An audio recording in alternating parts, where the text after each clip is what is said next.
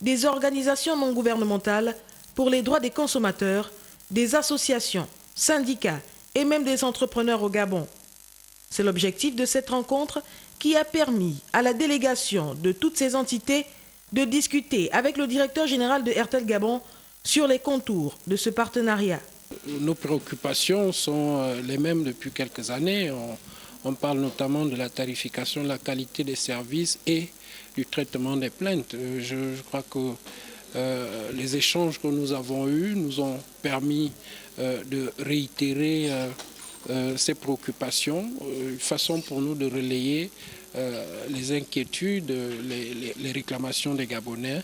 Nous avons été conviés par la société, la multinationale Airtel Gabon, pour échanger suite aux différentes récriminations que nos partenaires, c'est-à-dire nos adhérents entrepreneurs, ont pu formuler à l'égard de cette multinationale depuis plusieurs années déjà.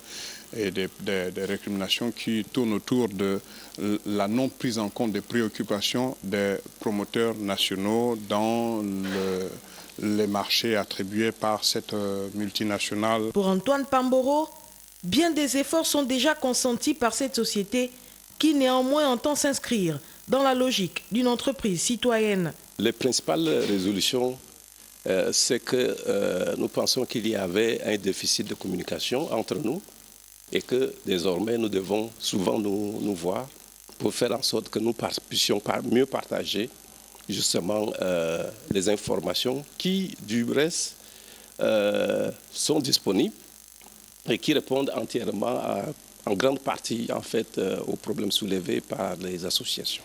10 000 jeunes au total devront subir une formation en entrepreneuriat d'ici le premier trimestre de 2014. Une formation gracieusement offerte par cette société de téléphonie mobile. Les critères spécifiques, je dirais, pour pouvoir couvrir 10 000 jeunes, il est clair que les critères ne vont pas être si sélectifs que cela. Parce qu'il s'agit pour nous, en fait, de former à l'entrepreneuriat. Au sortir de ces échanges riches en informations, la maison Airtel Gabon, via son directeur général, a offert à chacun de ses futurs partenaires un téléphone portable de dernière génération.